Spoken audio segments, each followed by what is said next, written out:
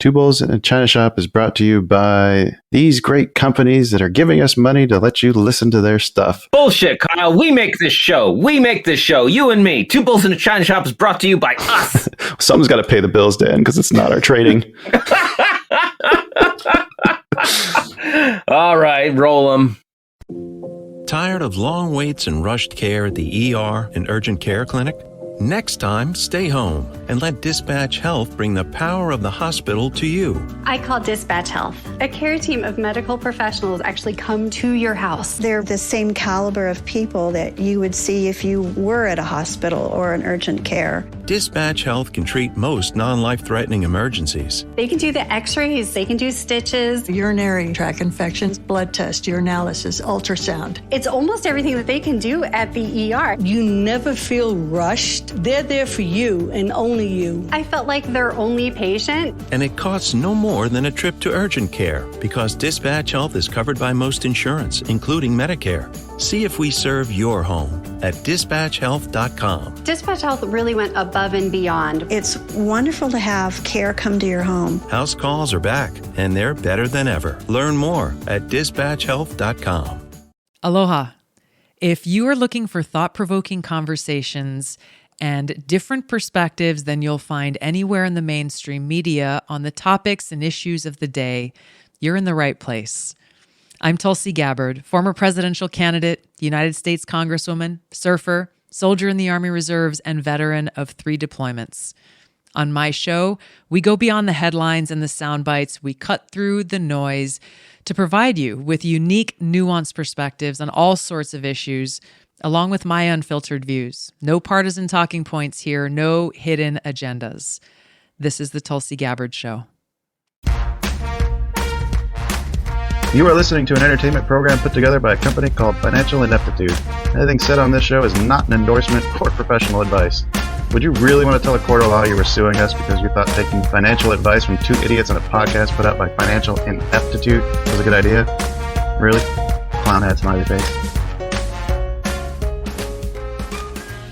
All right, hello everybody, and welcome to the China Shop. We are kicking open those doors for another exciting news update, as we've got Eric from ES Invest here to discuss the latest market-moving news headlines. How are you doing today, Eric?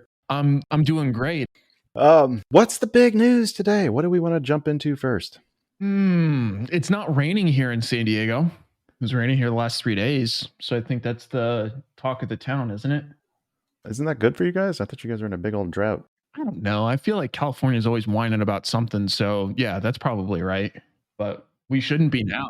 When we moved here to Illinois, I can't remember. It was a couple of years ago. It like rained 3 times in a week, and then the news was still calling it a drought. What the hell is going on? It's a bad drought. Right? Real bad drought. I came from Arizona, so like what, 3 times in a week? That's unheard of. Right. Yeah. And I mean, like, especially coming from Arizona, you got to hear of a drought somewhere else and be like, fucking kidding me? I'm in a desert. Yeah. I am the drought. It hasn't rained in 6 months. What are you talking about? CPI tomorrow, man. Yes. And I am not even sure what to expect anymore.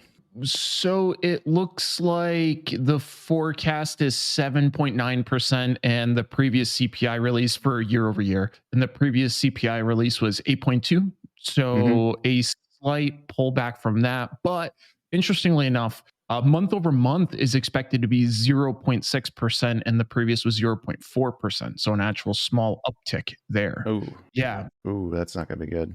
Yeah, so the month over month, well, again, it's one of those things that if it comes in at 0.6, I actually don't think that's going to break anything because a lot of that, in my opinion, has been priced in for some time now. But I do think, just like we saw with the Fed meeting last week, I think the main thing is any deviation, which I shouldn't have referenced the Fed meeting last week because there literally was no deviation and the market still lost its shit, just like a temperamental child. But right. Yeah, other than that scenario, I think for the announcement tomorrow, it's really any sort of deviation, I think, will be the talk of the town. I don't have the actual full speeches here, just the headlines. I was just kind of looking through to see what the Fed members were saying this week, or today, actually. Evans, I was kind of surprised to see him jump on saying it's time to slow the pace of the rate hikes. Twice, actually. And then who's the other one? Oh, Barkin. Fed Yeah. Barkin, he said that his personal hypothesis is that we're on the back end of inflation and that it's coming down. Yeah.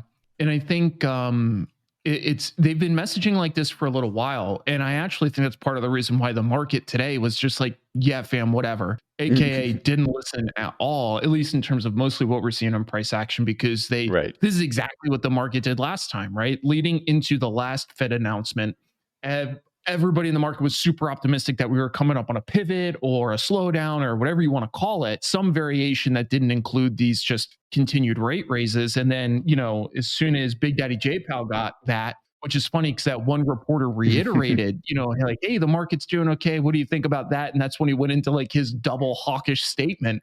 And Right. my favorite part about that hawkish statement, though, is that it's literally the same thing this dude has been saying since he decided to start fighting inflation this way, which I find just so wild because the market reacted so negatively to him literally just reiterating and not changing anything. And the market was like, no, we didn't like that. So funny. Yeah, the market seemed to think that there would be some indications of slowing down, I think, at that point. And that never materialized.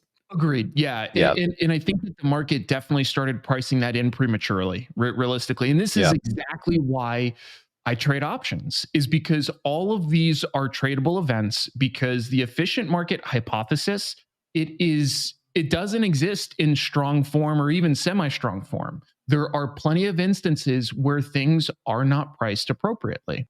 And it's because we can never fully remove the human psyche, which is exactly what we saw last week. Because again, just as you pointed out, literally nothing has changed. Nothing has changed. But the market at the tail end of that release lost its mind. And the other funny thing, not to spend too much time on that, but I do find it fascinating, is he made a small concession saying, like, we may slow the rate of increases in favor of a higher overall target rate, right? So kind of just playing with some variables there. And he even offered like a small concession like that. And obviously the market still didn't go for it. Very, very, very fascinating stuff.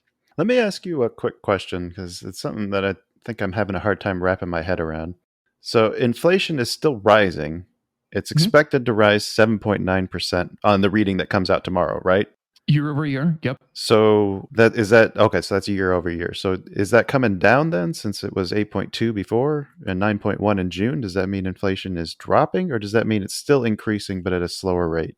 The latter. And it'll depend on what time frames we want to assess against, because it is important to compare, just like when you compare companies, it is important to compare apples to apples. So very rarely would we look at inflation, the last year over year inflation report, and compare it to this if it wasn't essentially in the same month.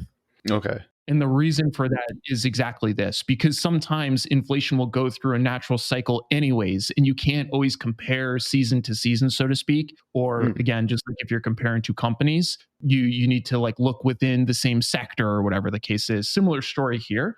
But I think what we're seeing right now at least indicates that inflation, you could argue it's stagnating, but still at an extremely elevated level, and just kind of going through a normal cycle where we'll see some ebb and flow in the inflation figure, but the baseline obviously is very elevated.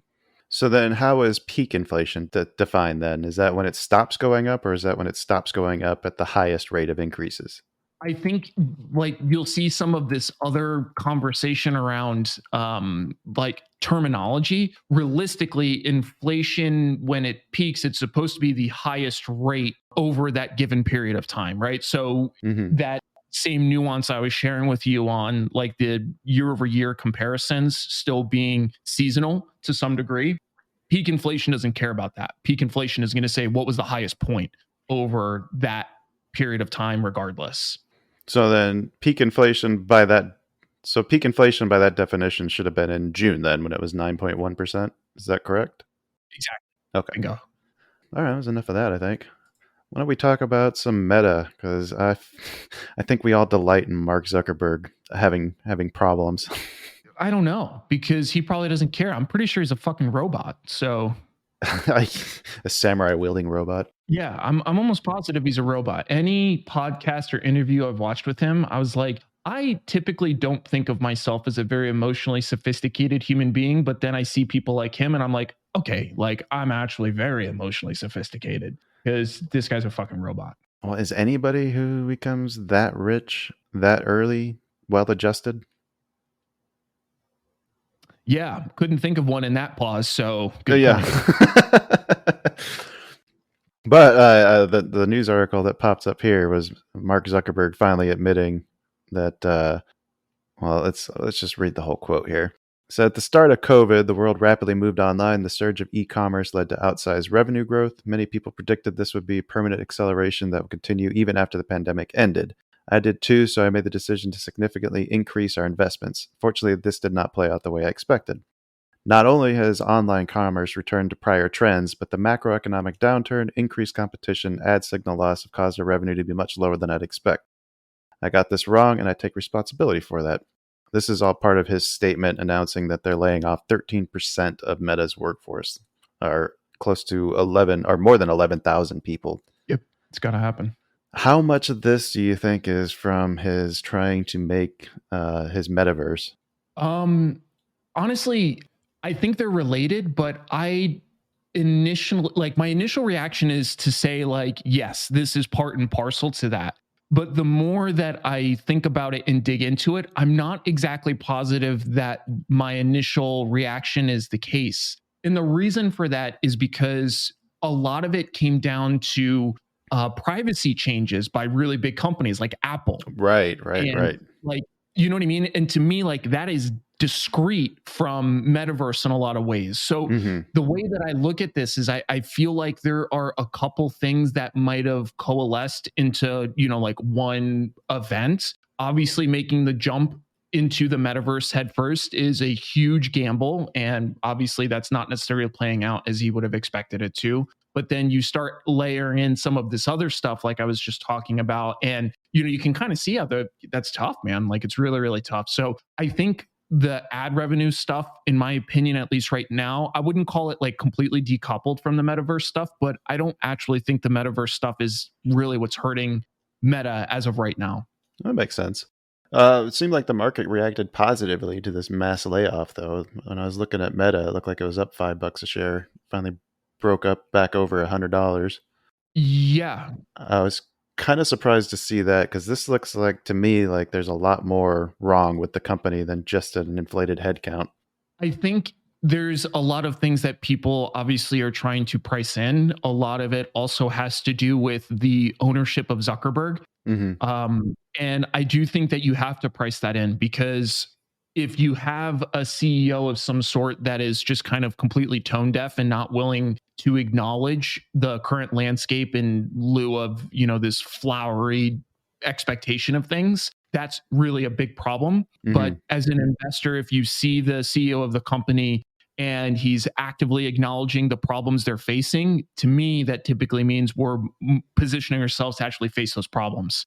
And honestly, I think the decision to lay off people, it's not so much the head count that people are reacting to, although it is topical. I think it's more that's a pretty extreme level of commitment to trying to fix something. Is if you're going to lay off 13 to 14% of your workforce in one fell swoop, that's a huge statement beyond just the P&L impact that has. So I think that's why we're starting to see some of that getting priced in. That's a really interesting way of looking at that. It makes a lot of sense too. Yeah, it's a really interesting lens that I've developed over time. Not to say that it's like super unique to me, but once we like really acknowledge the fact that the market is a discounting mechanism, we spend much less time thinking about why did X move today? Like what happened today to make X, Y, or Z move? Sometimes there will be a clear catalyst, sometimes not. But a lot of times when we see new information being induced into the markets, we're trying to figure out how to adequately discount that. And that's really the name of the game. Interesting. What else do we have to discuss today besides Zuckerberg? Good old Zuck. I actually wanted to ask you something real quick. I've been following tech pretty heavy so far this year just because it's actually been like a incredible short opportunity. And it's treated me really well. I'm curious if that's something that you do, is any like bearish style trades and like broad indices or anything like that. And if so, I'm curious what your thoughts are on the tech sector. I have not taken very many options trades as of late. I think the last thing I just did was a covered call on British Petroleum. Well, I guess even if you chose to like short stock or something, I mostly just mean playing it to the downside. Oh yeah, I will play things to the downside, and yeah, with tech is growth, right? Like this is the way I kind of think about it, and growth does well with easy money, and not so well when the opposite is true. And we're definitely in an environment where money is not easy to come by. Yep. So trying to be long growth right now seems kind of tough. Like I think until we start seeing either those rates start pausing or something that starts making things more conducive to getting easy money to be able to expand, like I don't think I'd be trying to take any long positions just yet.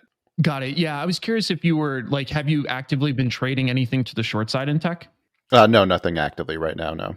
Yeah, there's been a lot of really interesting opportunity there, especially within the index. That's like one of my favorite things to do, is to find an individual sector or index that has the bubonic plague, like the Qs has right now, Right. and to find just the most bubonicest, plaguiest stocks within that sector and fade the daylights out of it. And in the queues, there's actually a handful of things that I've been going back to the well repeatedly, just because tech is struggling something wicked right now. So Yes, it is. yeah, small tangent offshoot, but just a general curiosity. I think there was another interesting tech style news, though, more in the crypto space, though. You and I were talking a little bit about the Binance FTX drama. Oh yeah, that is kind of far reaching because that hit Robinhood too. Hilarious. Yeah, no love lost for Robinhood. Yeah, dude. If I don't know if I sounded like I was defending Zuck a little bit back there. I feel indifferent towards him, but like Robin Hood, I vehemently despise. So I'm happy to cast hate at Robin Hood, just to clarify where I stand. Yeah, Zuckerberg's just fun to hate. Like, there's no Yes. real reason behind it. You can't not, dude. Yeah. Like I saw that one video of him out there doing, how like you could do the hover water thing, whatever the fuck that's called. Oh yeah, yeah. And dude, he's literally like the 5-year-old ginger kid that the parent came over and just slathered with all of the pastiest, whitest sunscreen that you can find. They literally have clear sunscreen now, dude. Like you don't have to literally perpetuate this image of yourself that he can't seem to get away from. But yeah, I agree with you. It's impossible not to just bash him because I mean he's such him. Yeah, yeah. Oh god, I know exactly what the sunscreen you're doing. The heavy zinc based ones that don't Yes, rub in. dude. Yeah. Dude, surfers will use it and it's really good stuff, but surfers that use it are typically out there for hours on like a daily basis. You know what I mean? Like really trying to protect Right. against skin cancer. That guy clearly sees the sun once a quarter. So I don't necessarily think that needed to happen. Before we dive too much into just hating Zuckerberg, what's the other story that you were starting to bring up there? Yeah, sorry, I derailed myself there. Right? Yeah, so we were talking a little bit about it before, and I think it's actually really interesting dialogue. So Binance earlier today was going to buy FTX. FTX is a crypto exchange that's kind of struggling in and of itself right now. So Binance originally provided we would call it like a rescue offer. Essentially, it's just something to try to save the company from going under, and they withdrew the offer as of this afternoon. So I'm reading an article from Wall Street Journal, and it's from 5:01 p.m. Eastern time. So obviously, So that just happened. like literally just yeah, like right before we started. It was reported before that, obviously, but that's when the article was updated. But essentially, right now, FTX, they're saying that they were having a hard time covering withdrawals because right now they have a shit ton of withdrawal requests coming through, and they have like an $8 billion shortfall. So, Oh. yeah. So imagine like, the bank says like, hey dog, can you pay your mortgage? And you're like, no dog, I can't. I am missing $8 billion. Yeah. Yeah. That's exactly what's happening to them right now. They can't pay their people out, which is obviously a huge problem. So Binance was originally talking about going in to essentially keep them afloat, but then that didn't happen, which is hilarious. And while I was looking into it just a little bit more, because I had the story about Binance with the rescue offer. I didn't see the update until you brought it up just a little bit ago. But the more I look into this, the more it looks like the two people like just despise each other almost. Love a good drama. There's a bit in this story that's kind of talking a little bit more about the Sam Bankman-Fried and his $16 billion dollar fortune, which is going to be a lot less than that now. It looks like Binance like figured out that he had. I'm trying to see here what the numbers were. They figured out that he had about a quarter of his $14.6 billion tied up in FTT, a token issued by FTX. Yep. And then it sounds like once Zhao figured this out, and that's the guy who owns Binance, he basically said that his exchange would be liquidating their holdings of that, and they tanked the value of that token by 80%. I know. I love it. I literally love it. That's just really good strategy. Well, no, I gotta follow up on that. So now does Binance's offer and then subsequent withdrawal of that offer, is that all like planned? Like was he never wanting to buy this to begin with, and this is all just to fuck with Sam? I wouldn't be beyond them, but I also honestly wouldn't be completely shocked if the deal didn't go through. I really do think, I made a joke about this on Twitter before, that I think Zhao might be taking some of Elon Musk's playbook here. And again, it's obviously really hard to tell the strategy game that they're playing. You can tell by the decisions that Zhao is making that obviously he's a very strategic thinker, because that is literally just fantastic competitive movement. And to find that kind of scenario, make that kind of decision to essentially zero out your top competitor is so smart. And they blanketed as they liquidated FTT for risk management purposes, obviously. But my favorite part was a quote from Zhao, and he said, "We gave support before, but we won't pretend to make love after divorce. We are not against anyone, but we won't support people who lobby against other industry players behind their backs." Damn. Oh, so there's definitely more going on there. Yeah, there's like some legit drama here. That's one of those, checkmate scenarios. I actually really like to see it, because you need to see this kind of structural weakness shake out in cryptocurrency before anybody can take it seriously, is really what it comes down to, in my opinion. Like, I was joking with you before about Michael Saylor on like 7 June or July, I think June. Mm-hmm. He was saying, mortgage your house and buy Bitcoin. Oh, you know what I mean? Like, we're still in like this. When was that? I think it was on 7 June. Oh no. I hope nobody listened to him. Yeah, I'm sorry, it was 7 July. So it was after that initial big drop, but still, I mean, if you look at what it would be worth now, if you again like heeded that advice, where it would put you. I just bring that up because we're still in like this really hyperbolic stage with cryptocurrencies, right? Like, people are doing everything they can to pitch it, but the problem is structurally it still needs to define its use case. There was another joke on Twitter that I was sharing. Michael Saylor was saying that, if it has counterparty risk, then it's not a currency or whatever. And that's, his argument for Bitcoin is, at least, amidst many, that there's no counterparty risk. And I'm sitting there thinking, like, who needs counterparty risk when the fucking asset itself goes down 80% in a year? That sounds pretty risky to me. Yeah, never. You don't even have money to worry about counterparty risk because there's no money there. Right. So, I still like Bitcoin. I still like cryptocurrencies, to be abundantly clear.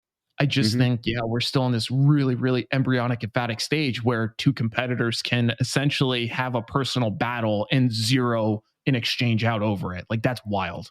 Yeah, that's Wild West shit. That's like 1800s railroad giants kind of shit. Yep, straight up. Very, very interesting to see that movement. Oh, how are we going to top that?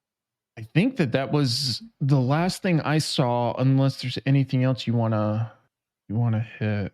No, I think that'll do it. That's a good spot to leave it.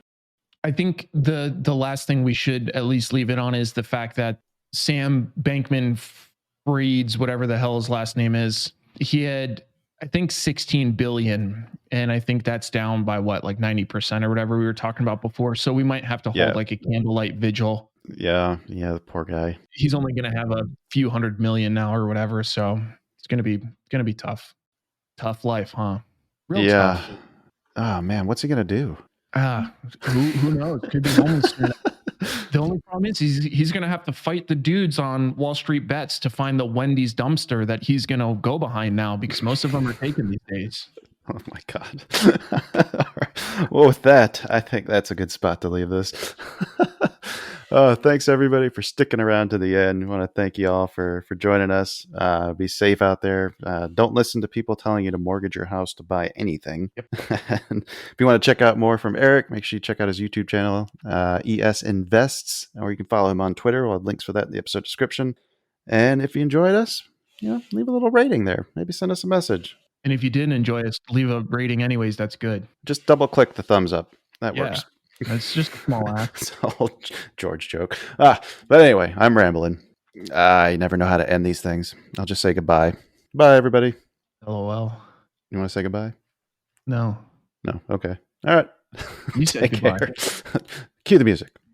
What's that place you've always wanted to try? Well, you're there, sharing plates with just one bite. Or on second thought, maybe not sharing. It's that good. When you're with Amex, it's not if it's going to happen, but when. American Express. Don't live life without it. Think about a bicycle. It takes balance to get where you want to go. Now think about business.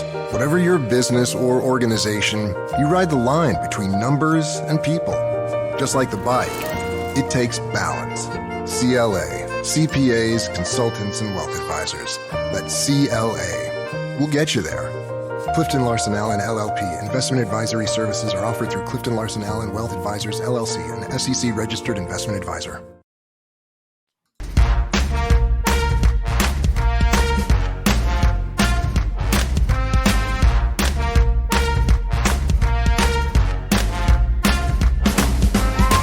Two Bulls in a China Shop is an entertainment program, and all thoughts and opinions expressed in the show belong to the hosts and not of any company. They are not intended to provide specific advice or recommendations for any individual or on any specific security or investment product. It is only intended to provide entertainment about stocks in the financial industry of trading.